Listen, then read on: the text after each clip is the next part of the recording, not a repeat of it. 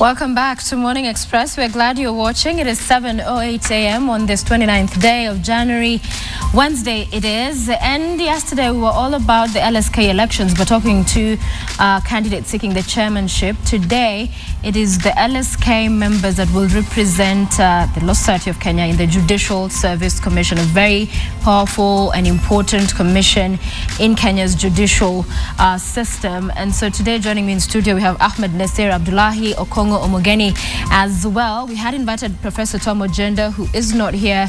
Well, the invitation was out there. He chose not to honor it. But thank you, both gentlemen, for being part of our show this morning. Karibuni sana. And also we'll have our phone lines. We have them open actually. The numbers will be scrolling on your screen. You can call in if you have a question for any of the gentlemen in studio, or even a comment. Feel free to be part of our discussion this morning. You can tweet me as well at Sophia Wanuna. So, Nassir, you have been representative LSK in JSC. Why do you still want to continue? I think if anybody looks at our performance in the last 3 years objectively, yes, Kenyans will realize that we have made tremendous progress in terms of reconstituting actually the judiciary afresh, right from recruiting the Chief Justice, you know, the Supreme Court, the Court of Appeal, the High Court. But there's still a lot of work to be done in terms of the reform of the judiciary. I mean, 3 years is not enough really to recast, you know, and to reorganize the court or the judiciary that has been in a sorry state for the last 30 years. So there is a lot of work that needs to be done, and I'm the best person placed to continue that work. To continue? Yes. Mogeni? Yes. First, I must say I'm a bit disappointed that the other two candidates are not here, because I thought this is a very good opportunity for the membership to really put us on the screen and be able to hear what our policies are, yes, and what we bring on board to the JSC. That's really regrettable. Yes. Now, really, I first want to appreciate that my very good learned friend, Nassir Abdulahi, has made his contribution in reforming the judiciary. But I think it is time to hand over the baton to new blood. I want to continue from where he has reached. We still have other problems that have not been fixed within the judiciary. And I'm actually coming in as a practitioner, one who is having a hands-on experience on the problems that are still inflicting lawyers and practitioners. So I really want to say, despite the contribution that he has made, it's time to hand over the baton to the next person. So at least you agree he's done a good job for the time he's been there. You're not disputing what he's done in his tenure. I don't think I need to come here and play cheap politics. I want to appreciate that my learned friend has made some very good contribution in the JSC. But always a good leader should know when to say enough is enough and hand over. Isn't it time to say enough is enough and hand over? No, thanks. First, I mean, I'm glad for the compliment he gives, which is, I think, genuine. But when it's the right time to hand over the baton, I will do. But I don't think it's the right time. You know, we are just in the middle of really actualizing the reforms we have initiated in the last 3 years. A lot needs to be done. They say if it's not broken, don't fix it. So we are doing very well. I don't see any reason why we need to change leadership at this point when we have done so well in the past. When the right time comes, which is not the right time for him, I know him, he will, he will have an opportunity to serve the Law Society like he served when he was chairman of the Law Society. Yes, both of you his opportunity will come. Yeah, yes. Both of you have been chairman in the Law Society of Kenya. But in terms of the Judicial Service Commission and the critical role it plays, if you were to just break that down for our viewers, we'll begin with you, Mogeni, and your role, if you were there, and what you do to ensure that at the end of the day, the voice of the Law Society of Kenya is heard and well represented for the good of Kenyans in the judicial system. Yes, first, really, I want to tell my learned friend that he did very well when he was chair of Law Society, and he left after 3 years. Now he's done his 3 years. If he had another 5, that would be 8 years. I think he should leave when his record is still very high. Lawyers, we don't like keeping people in offices for a very long time. In fact, if he gets 8 years, that will be the longest ever that we have ever allowed our representative to serve in such a key position.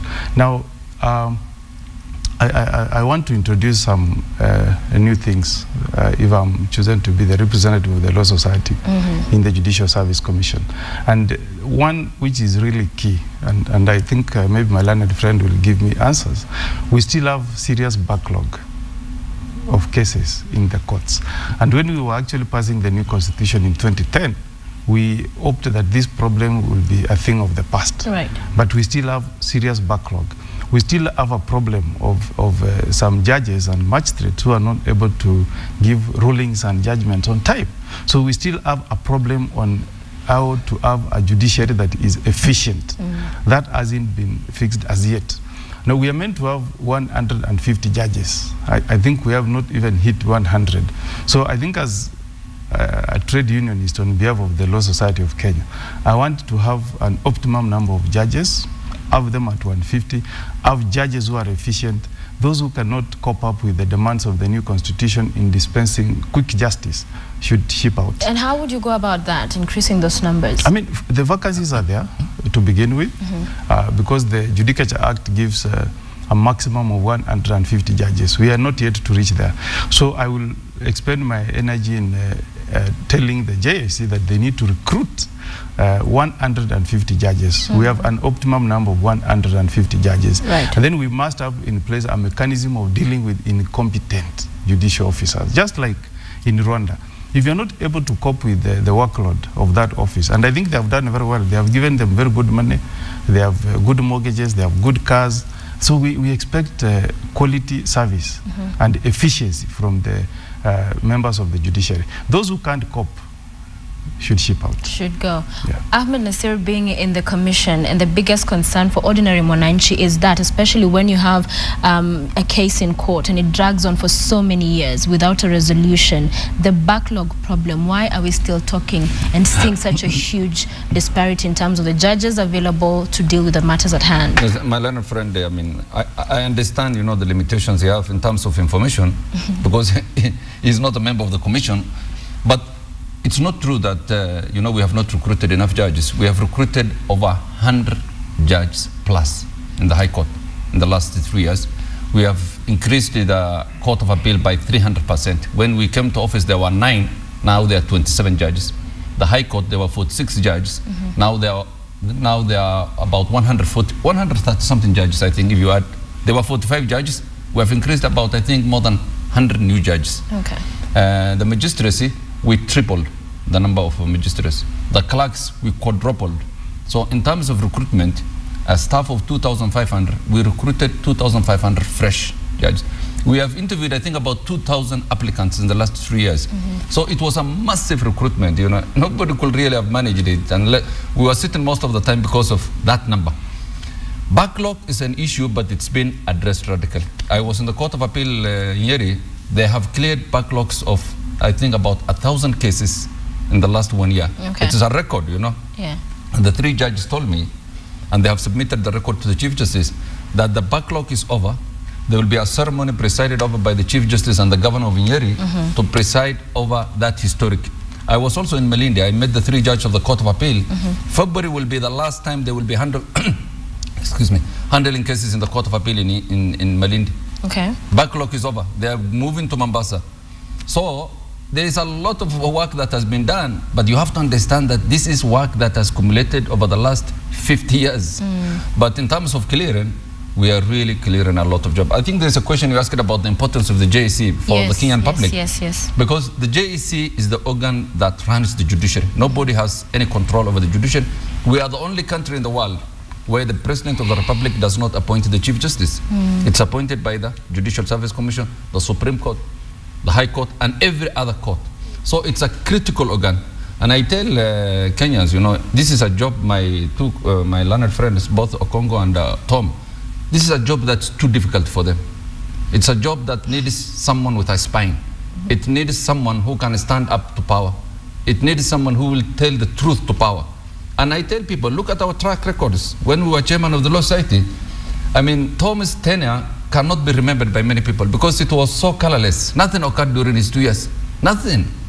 If you look at the records of the Law Society, when I was chairman of the Law Society, I bought a building for the Law Society for the first time. We used to stay in a crumbled a small office in a professional center. We participated in the radical surgery. We removed 26 judges of the High Court. When Anglo leasing became a scam in this country and nobody could act on it, I was the chairman of the Law Society, and I started a private prosecution against all those culprits.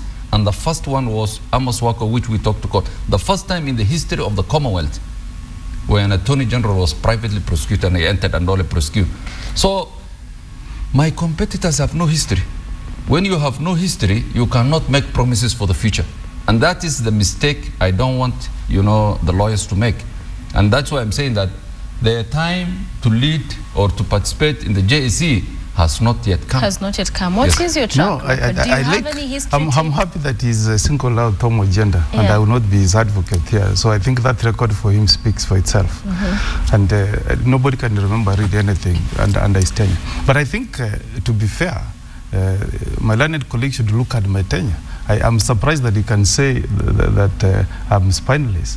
There is no chairman of Law Society who has ever presented a petition to the president seeking the removal of a sitting Chief Justice. In fact, I'm the one who spearheaded reforms that led to the exit of Justice Gicheru. That's why the new constitution put an exit clause, because it tried to prevent judicial matters from being heard outside Nairobi. You remember there is a Gazette notice that was passed by the Chief Justice that restricted the practice of judicial review matters to Nairobi only. And I'm the one who led that crusade. Remember the issue of recruitment of judges through interviews, what they are doing now. I'm the one who spearheaded that reform. I was the chairman in office when I steered that campaign to have judges recruited through interviews. That is my legacy. Look at the vetting of judges, which is ongoing. I'm the one who was in office. I'm the one who led that campaign. I'm the one who ensured that that clause was inserted in the Constitution. That's why we have vetted all judges of the Court of Appeal and High Court. That is my track record. So nobody can question my performance and my ability to be a man of courage and a man who is firm. My record speaks for itself. Going back to the backlog, I want to believe that my learned friend practices in our courts. If you go to Milimani Commercial Court, the High Court that was set up to hear commercial disputes, there are no dates. Cases that are being filed this year, 2014, parties are being told to take dates next year. And you know, we saw an advert to recruit 40 judges. The JSC only gave us 25.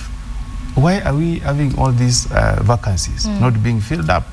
My agenda is that we need to have an optimum number of judges in office, 150, and the cases should be heard in the shortest time possible. It's really a scandal in this country to file a case in January.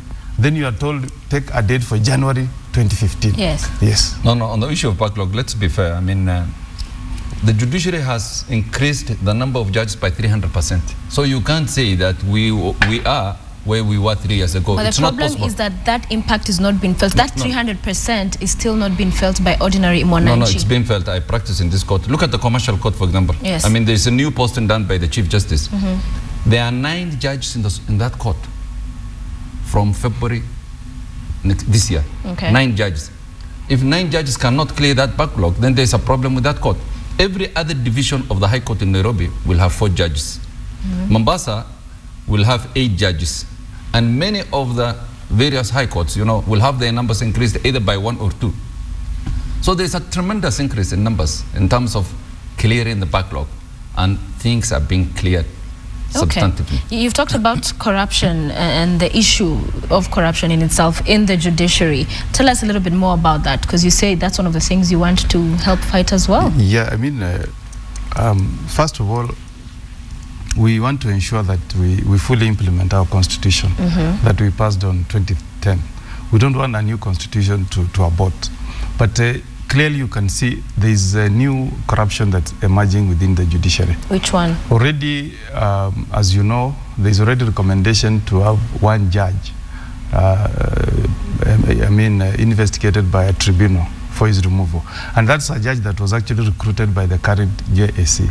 That is an indicator that corruption is slowly creeping back to the judiciary. So my agenda is to ensure that if they got it wrong in the recruitment of some judges who may harbor some corrupt behaviors, we must weed them out of the judiciary. Because we cannot afford it really in this new constitutional dispensation to have corruption creeping back into the judiciary. Because that's been the agenda of the Law Society, to fight corruption networks, to fight judicial officers who may want to engage in corruption, and to ensure that people who go to court have the confidence that their cases will be heard on merit, not on any patronage, not on any financial influence externally. Okay. So in as far as corruption, that's the issue you feel is there, that they may have gotten it wrong with some judges and you want to... I mean, really, if you, just a minute, if you recruit somebody in 2011, by 2013, already there's a tribunal to look into his misconduct. That tells you there is some problem within the JSA in terms of recruitment. I think he gets it completely wrong. It shows the effectiveness of the procedures and mechanism the Judicial Service Commission has put in place. Okay. This is a man who has been working in the private sector. He joined the judiciary. The moment we have detected an issue, the Judicial Service Commission investigated the matter, recommended a tribunal, and the President has appointed a tribunal, which shows that contrary to his assertion, now the JSC has put in place effective mechanism that once someone is caught with his hands in the till, then a proper tribunal can be appointed and addressed, which was not the case previously. Yes, but corruption, I agree with you, corruption is there. It has tremendously reduced. If you look at the caliber of judges we have appointed, if you look at the competence of the judges we have appointed, corruption is not the way it used to be in the 80s and 90s.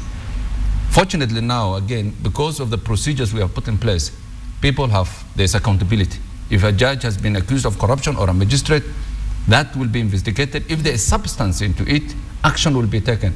In the last 3 years, we have fired over 30 magistrates. We have taken them through the process. We find them guilty, we fire them. If we don't find them guilty, we bring them back to the service. Let's talk about the issue of being non-partisan. You have been quoted as saying in the media that if either of your competitors gets the position, then it will be like having the president having 5 representatives in the JSC. Why did you say that? No, you see, the JSC is a very important organ. Many people don't appreciate it. It has 11 members. 5 are judges from the Supreme Court, High Court, Court of Appeal, down. 4 are presidential appointees, you know, the Attorney General, 2 members. Now, there are only 2 members who are independent, and that's the members who represent the law side. My competitors, my learned friend first is a politician, you know. He contested the Nyamira seat for Senate. He should concentrate in politics. Let him try his luck next time. 2017, he should put procedures at home so that he ensures that he wins next time. But you know, you can't hop from politics to the judiciary. You know, you will adulterate, you will pollute the atmosphere. I have never gone into politics. I have never striven for any office other than what is in the justice sector. And that is my forte. Reform of the judiciary is my forte.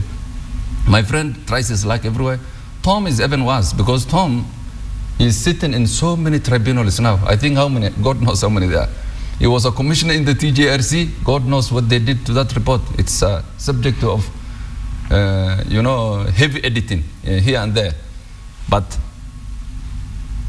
I don't want us to appoint or elect someone who cannot stand up to the executive.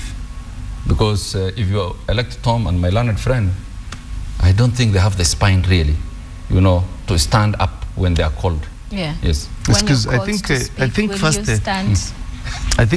first, I must tell off my learned friend, because it's not him to choose for me what I have to do at a given particular time. I have a right, if I had wanted to run for senatorial seat, I did. That's what under the bridge. I've dusted my shoes, I'm moving on. I have a right to now seek to represent my professional body in the JSC. He will tell you that even within the JSC, Professor Mango was a member of parliament. She has performed very well. Yeah. So it doesn't matter that you have won once, tried and earned in the politics. Right. In fact, let me tell you that there are so many Kenyans, including the chairman of the National Police Service Commission, Macharia Njeru, Kavuludi, Otiende Amoro, the ombudsman. If vied for a political seat, they are still performing their jobs in a partisan, very professionally.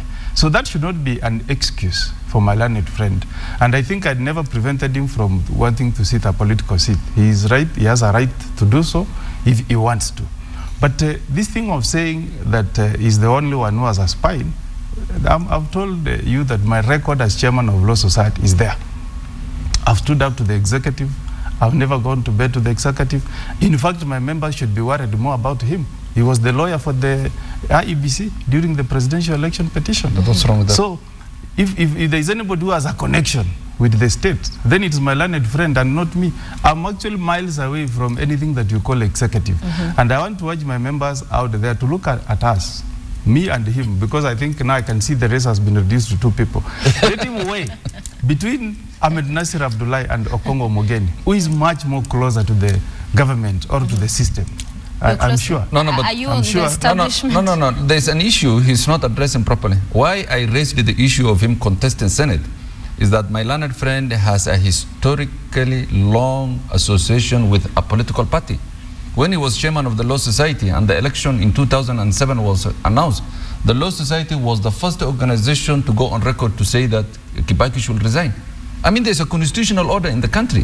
When the chairman of the Law Society gives a politically biased statement in favor of one party and says that the president of the Republic of Kenya, who was elected according to a constitutional process, should resign, it shows how biased he was politically.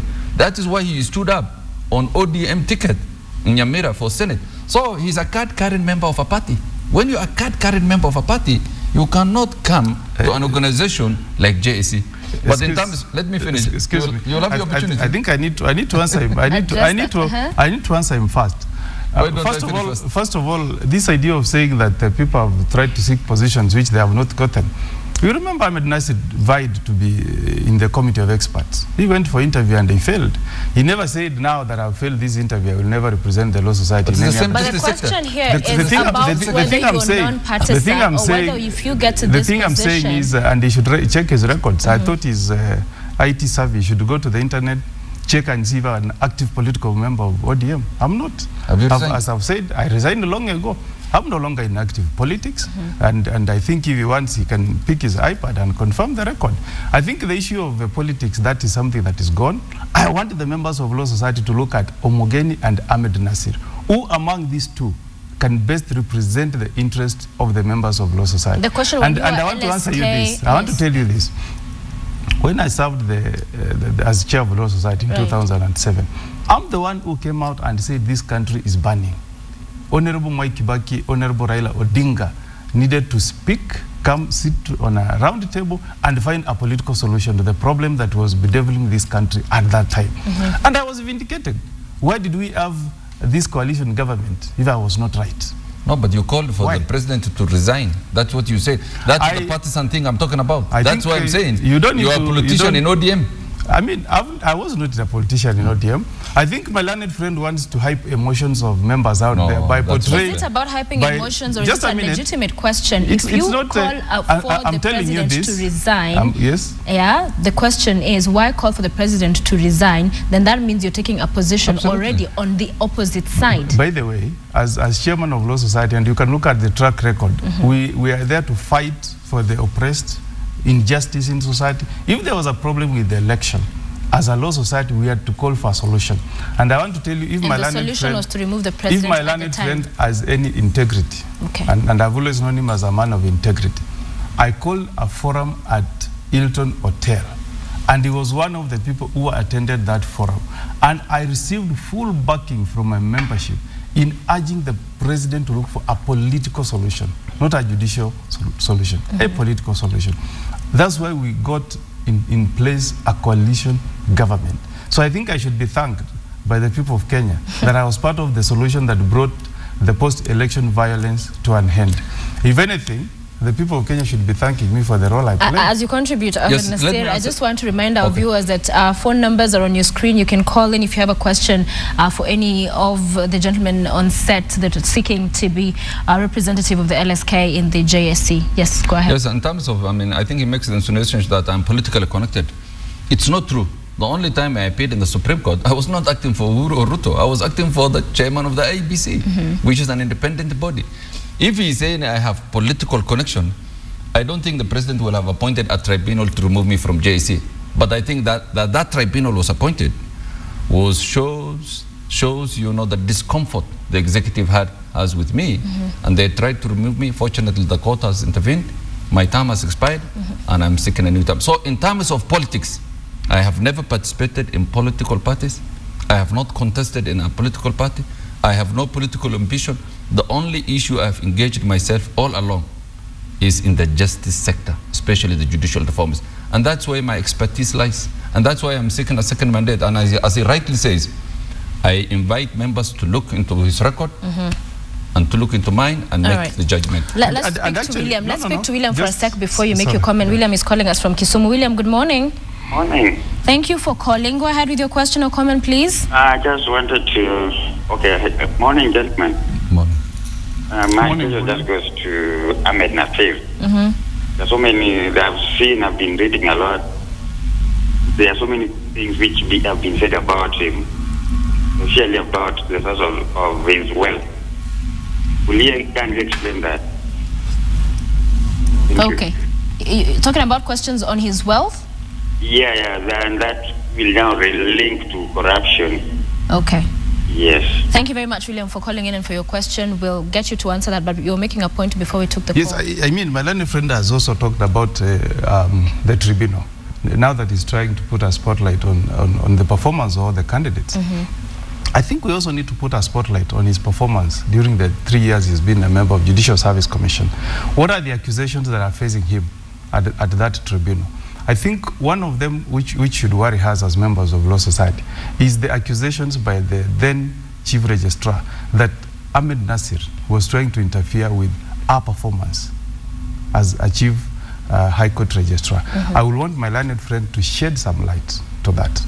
Yes, I mean, what performance? Our performance is exemplary. If you look at the record, we have changed an institution that was on its deathbed. We resuscitated it. We gave it the proper medicine it required, and now it is performing. Whether you look at the Supreme Court, whether you look at the Court of Appeal, we have devolved the Court of Appeal. He is on record saying that he will devolve the Court of Appeal to the counties. I don't know what that means. What will the Court of Appeal do if you take it to Mandera County? By the way, it is in Kisii. It is now sitting in Kisii. That's what we are pushing for. We want it in the counties. That we have done. We have devolved the Court of Appeal to 4 major stations. Right. And they have created 2 substations like Meru and Kisii. And they are there today. But when he says you will devolve the counties to Marlal cannot even manage a chief magistrate because there is no work.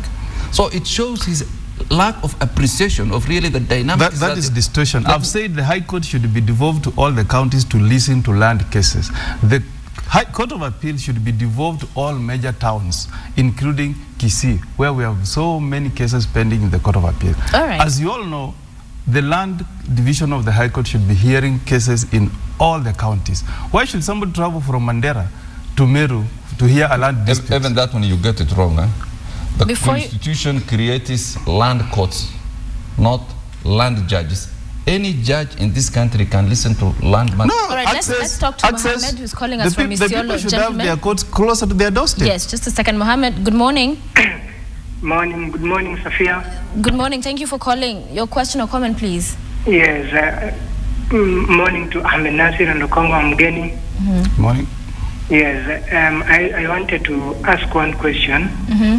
Is that we need the High Court to be in Isiolo, because for now somebody can travel from all the way from Moyale to Isiolo, and only what we have maybe are magistrates there. And the other thing is about as members of the JSC, if you will be elected, any of you, what are you going to do to ensure that those people who cannot afford the lawyers, they've been maybe provided by the state lawyers to go and assist them? And my third, which is a comment, is that the JSC needs a bold, decisive, and independent person who is not going to bow to the whims of the powers, because it is the JSC which is going to save this country from the other executive. This is what we've seen. And we need somebody like Ahmed Nassir Abdulahi. And I'm not speaking because maybe we share we come from the same area. But because he has been bold, and this was seen even when at the age of 28, he became a dean. And the former president even more refused, saying that he was too young. Right. And the other thing is that I saw politicians saying that right now what was going about the standard gauge railway, and they were saying Keter cannot afford him, and he's too expensive. But what I know is that he's not maybe expensive. He wanted, even if he's expensive, it is his knowledge. So when politicians come and say that you are going for that person, he charges 10 million and the rest, it seems that it is professionally, and people go for the best. It's like Sophia Wanuna, when a station recruits you and says, we are going to pay you. So we need a bold, decisive, and this is the time. Thank you, Mohammed. Defining moment. Can I answer Mohammed issue first? Thank you, Mohammed, for calling in. This year, the 2014. Yes. The court, there will be a new court of appeal in Isiolo. There will be new court. No, there will be a new high court in Isiolo. Yes. There will be new high court in Lodwar. There will be new high court in Tana River. There will be new high court in Kajiado. We have brought justice closer to the people. We opened a court for the first time in Northern Kenya. Okay. So in terms of bringing justice closer to the people, Mohammed will soon realize that there will be a court very close to where he is. All right. So we are expanding the judiciary. Actually, it is almost it is tremendous. It is breathtaking in terms of the plan we have. And he's raised an issue, and I'll start with you, Mogeni, on the question of affordability of lawyers and having somebody to represent you in court. What would you be in the JSC? Actually, if you look at my 14-point agenda as the representative of lawyers in the JSC, I know my learned friend, they may have done very well in looking at terms of service for judicial officers, but he forgot that he's there to represent the lawyers. And it's really unfortunate that pro bono lawyers, lawyers who give free services to the public are still paid a paltry 80,000 for that service. So I think I will propose, as a way of enhancing administration of justice, to increase the amount that is paid to lawyers who are doing pro bono services. If Nassir charges 1 million to do a criminal case, at least we should pay young lawyers like 50,000 for pro bono services, so that we do two things. One, we can attract many lawyers to provide free legal services. Number two, they can also receive quality service. Really, I cannot understand why JSC has never addressed that issue. Just making proposals to say, let's pay lawyer. This 8,000 is what I found when I left university way back in 1996. JSC has never addressed that issue. So as an answer to that, Kenyan, we'll try to revitalize that pro bono scheme, work with the law society, and also attract the senior lawyers, incorporate the continuous legal education program, so that lawyers who give pro bono services can also get some points as a way of encouraging them to come on board. But having said that, we need to appreciate that the new constitution actually makes free legal service to the poor a constitutional right. A constitutional right. Again, Okongo Mogeni speaks from a position of ignorance. There are so many things he is not aware. I don't know where he lives. If there is anything, let's have it in the public. You had your say. Yes, let me finish. Because we cannot be having this statement of ignorance when this thing is not in the public. You are ignorant. If you do something, you put it in the public. Of so many things. A panel was constituted by the Chief Justice last year to review pro bono fees, headed by someone in the registrar's office. They have reviewed from 8,000 to 30,000. Now every pro bono case, the Chief Justice has made rule that whoever represents will earn 30,000. So the issues he's saying he's addressing has been addressed long time ago. But again, I mean, I don't know. He's not aware of so many things. Let me tell you. Yes. In fact, Ahmed doesn't even understand what pro bono is. I think he's a lawyer who is up there. He doesn't know what's going on here. It's true. I can tell you. Yes. The magistrate courts. This one doesn't need a pro bono case. This one is the one who says this is to do cases for the president. But me, I'm with my members down here. I've never acted for the president. I am with the lawyers. This society is both for the rich and the poor. You are the grassroots. I'm at the grassroots, the lawyers. And I can tell you, This thing you're being told about 30,000, they just had when I'd put it in as a campaign agenda. Now the JC is saying we want to look at this. Lawyers are being paid 8,000. I'm with them. I've gone around the country. I was in Bungoma on Saturday. And when I told them I want to increase the pro bono fee that is paid to lawyers, in fact, I don't know why they are saying 30. What is 30,000 in this era when people like Hamed are getting millions of fees from clients? They should pay lawyers at least something like 60,000 for pro bono. But you know, pro bono has two components. You know, pro bono has two components. Yes. There is the pro bono for criminal cases, which is now at 30,000 from 8,000. But there is pro bono for civil cases. Lawyers, there are many lawyers who don't make the noise he makes about pro bono, who do hundreds of cases pro bono. Civil cases, you know, land cases, free of charge. Let's speak to Ngoge, who's calling us as well. Good morning, Ngoge. Morning to you. Thank you for calling. Your question or comment, please. Yes, please. Thank you for giving me an opportunity to contribute. I would like to ask Mr. Mogeni, during his time as chairman of LSK, there was no time that we had them having like neutral decisions. Everything that he came up with, you could see how partisan he was and the side that he was on.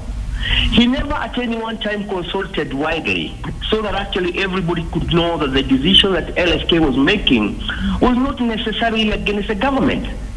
And again, on the other side, Nassir has been consistent.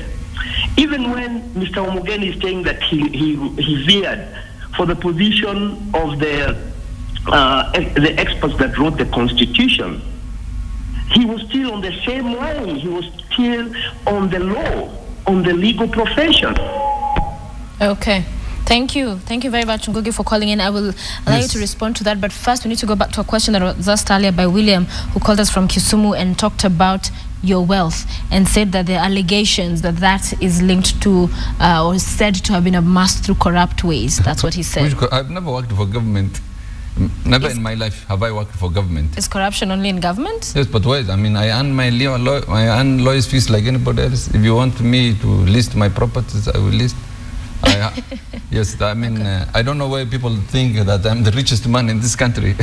I have never worked for government. I am a lawyer like anybody else. I mean, I represent clients. Some people, some are poor, some are not poor. I have told guys many times what I own. I have no problem actually declaring what I own in this country. Okay. Yes. So none of it, you'd say, has been there's nothing. I mean, amassed in any way that's not... I mean, the biggest venue for amassing wealth is from the public sector when you work for government, either something or a deal. I've never worked for government. I've never amassed any wealth from government. I'm not the richest lawyer in this town, if you want to know who is the richest lawyers. And, but I'm comfortable in my skin. All right. Yes. Let's go to the question that was asked about, he says, alleges lack of neutrality. I think first any chairman of law society worth his salt does not go to office to serve government. You go to office to put government on toes. If you don't do that, then you are the most ineffective chairman of law society. Right. So in my tenure in office, my first role is to put the government on its toes. And I did very well by putting it on its toes. If Mr. Ngugi expected me to go to office as chair of law society and join the choir with the government, that's not my task. There are enough people who can speak on behalf of government. That's not the mandate of Law Society of Kenya. But having said that, as you know, when you serve under as chair of Law Society of Kenya, you have your council of 12, and there was collegial exercise of decision making. Everything that I did was after deliberations by the Council of Law Society of Kenya. And as I said earlier, where there was need, when we were deliberating the issue of Chief Justice blocking hearing of judicial cases outside Nairobi, I actually called an annual general meeting. Members of Law Society of Kenya deliberated, and it is actually them who passed a motion of no confidence on the Chief Justice. What other better consultative process can be in place other than that? All right. When we had the post-election violence, as I said, we had a consultative meeting, 3 of them, to hear the views of members of Law Society. So I was one man who took into account the fact that I must listen to my membership. To everybody else. All right. Let's speak to Peter, who's calling us from Mombasa. Good morning, Peter. Yes, morning, Sophia. How are you? I'm great. Thank you for calling. Your question or comment, please. Yes, I want to say hi to the lawyer. Number one, I want the lawyer to understand one thing, Sophia. Yes. We as a layman, we are not concerned about what they are talking about actually. What we want to see is that the system that has been put in place, is it workable? Is it working? Because I've seen they are having what we call counter-accusation. Against Nassir against Mogeni. That is not what we want to help us. Everybody should be able to share his idea what you want to do when this election of LSK comes and you want to be elected as a chairman for that particular position. But my question goes straight to Abdulahi. He's also one of the daily nations in the Nigerian newspaper, if I'm not mistaken. He's also writing some of the articles in the Nigerian newspaper. Your line is not very clear, Peter. We can hardly get what you're saying. If you could just kindly get to the question, yes. What I'm saying, Sophia? Yes. Nassir writes papers, a newspaper, the Nigerian, isn't it? He has a comment in the Nigerian papers. He does comment in the Nigerian papers, isn't it? Which I sort of conflict in it. I don't know where he also gets his facts, because I'm also been reading this paper. And I'm also having the same question, because when I saw the ID, because we need to be open at this, but as soon as they're here, they can be able to give us a clear picture of everything that is happening. Peter, my question goes is this. Peter, I will kindly ask you to tweet me your question at Sophia Wanuna if you don't mind, because your line is not clear at all. We can hardly get or make out what it is you're saying, but we thank you for calling. Tweet me and we'll put your question. At least I've made out that you were posing a question to Ahmed Nassir Abdulahi, and we'll put it to him. Or perhaps we're able to capture something. I haven't captured, but I want to visit the question asked by Ngugi and the answer by Okongo, because Okongo answered the question fairly well, because as the chairman of the Law Society, really you don't have to serve, you put the government on toast, and you don't have to be, politically side with one side. You have to be neutral, which is questionable whether he was neutral or not. But the JAC is a different proposition. The JAC, you must have a history of political impartiality, because you have been trusted with an arm of government. If you have a political bias, or you have a history of a political bias, every decision you make in the JAC can be questioned, because people may see that you are favoring this region, or you are favoring this because of your past. So your past is very important in the JAC. In fact, people who live in glass houses should not be the first ones to talk. Ahmed Nassir publishes the Nairobi Law Monthly. I want you to just pick even 3 copies and read the kind of articles that magazine reads, and tell me who is more partisan. Is it Mogeni or Ahmed Nassir?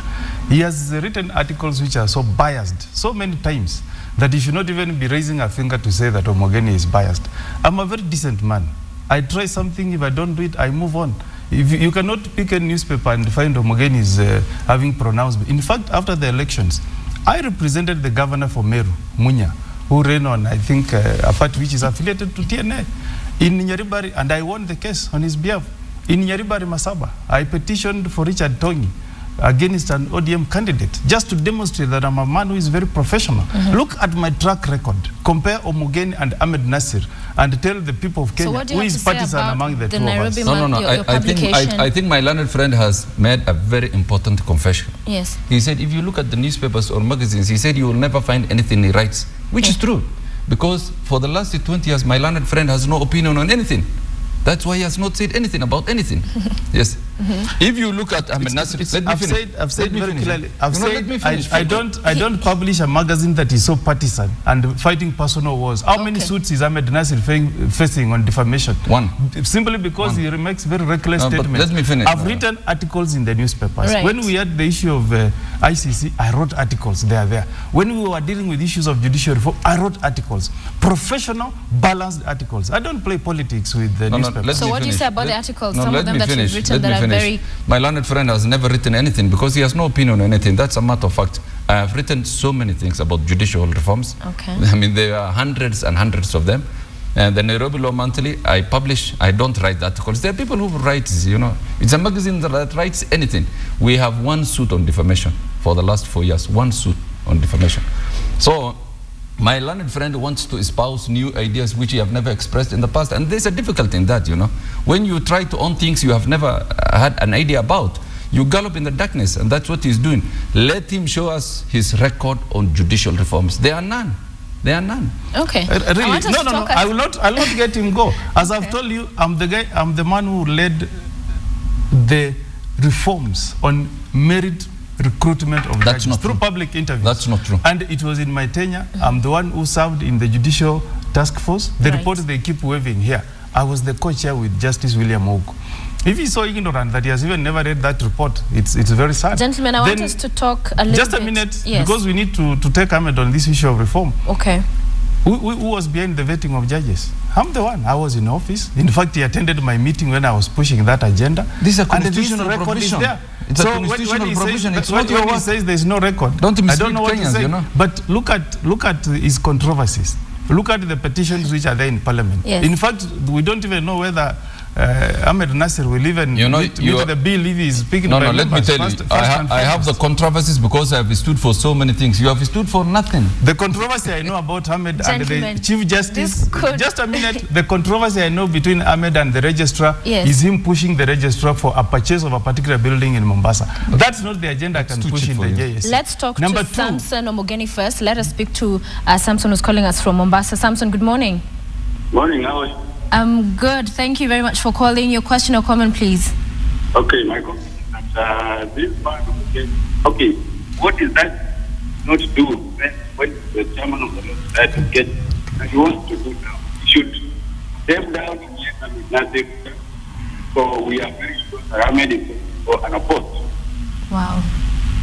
Samson, your line is really not clear at all. I think having a bit of a problem with our calls that are coming in from Mombasa, but please do send us a tweet. We will get to address your question. But you're making a comment, Mr. Mogeni? You know, what I'm saying is, let's not say that reckless controversy, making headline, is having a track record. Okay. You can be controversial in a sober, objective way.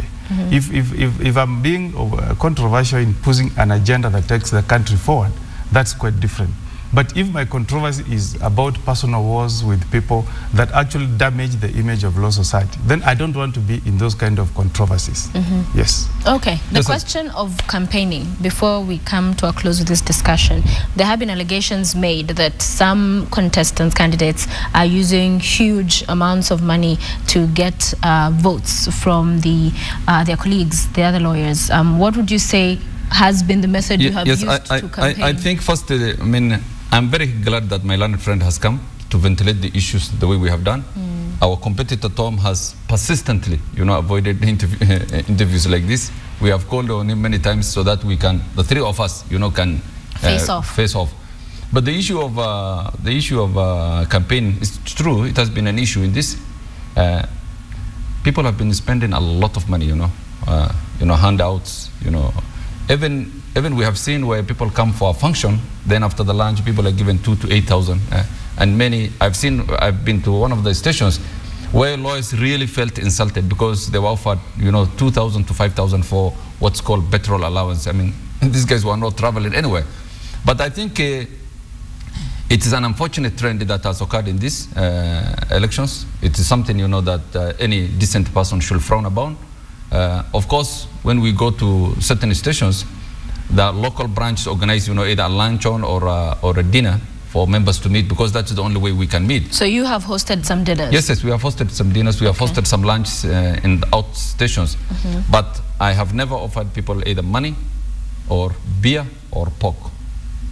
All right. Before I let you answer that, please, let's speak to Isaac, who's calling from Nairobi. Isaac, good morning. Morning, Sophia. How are you? I'm great. Thank you for calling. Your question or comment, please. Okay, my comment is brief. And I would like to direct this to Nassir. He has told us so many stories. Yes.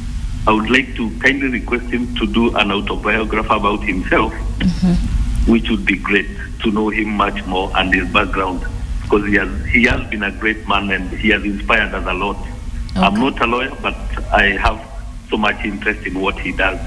All right. Thank you. Thank you for your comment, Isaac. I'm sure you have heard that he says he's a man who's inspired a lot by your work, and he's urging that you write an autobiography so that can be able to read more about the man, Ahmed Nassir Abdulahi. God willing. God willing. All right. In terms of your campaigns and what has been said, how have you gone about getting people to understand what you want to do? I want to join my learned friend in condemn this new trend that is emerging, where candidates are trying to bribe lawyers. Actually, let's not be sitting on the fence. It's a bribery of lawyers. And you know, really even under the Election Act, you should not be engaging in voter treatment. You know, calling people to meetings and then you want to give them money. It's demeaning of this profession. Really, let's run our campaign in a very decent manner. Let's articulate issues. As I said at the beginning, I expected the other candidates to be here so that they can be held accountable to the people of Kenya. I always say, and I've told Nassir, there is life after the 6th. If he wins in a fair contest, I want to shake his hand and wish him well. I don't need to, corrupt my way to office by pouring money and giving people money. I wouldn't enjoy it. It would not be decent. So really, I want to appeal to our membership to really tell these candidates who are spending huge sums of money, whose source we don't even know, that should come to a stop. It's good to go to branches. It's good to host people for luncheons. They come there, we speak to them, they interrogate us, then they make the choice on what they have had on our policies. But really to corrupt our way to office, then we don't even need to have this election. In less than a minute, I want to give you each less than a minute, starting with you as we wind up, what you want the lawyers watching this morning, because they're the only people who will be voting as we wind up. Actually, I'm telling the lawyers to take a very wise choice, to have a look at Mogeni and Nassir and make a decision. Okay. Whom do they want to sit in that JSC as they appear for the interview? Okay. Yes, I would like to tell my members, to look at both myself, Okongo, Tom, and the 4th candidate, and see who has the history to navigate and to entrench the reforms in the judiciary. I don't want them to hear promises that has no basis in history or the present. I want them to see who is the candidate who can represent them adequately in the JSC. And that candidate is myself. All right, thank you very much, gentlemen. Okongo, Mogeni, Nassir, Abdulahi, will you write that? Yes, inshallah. All right, all the best. 6th of February is D-Day. We will know who, in fact, will be the representative of the lawyers in the Judicial Service Commission. One Story will be watching. And thank you for making time for us this morning. All the best to both of you. Thank you.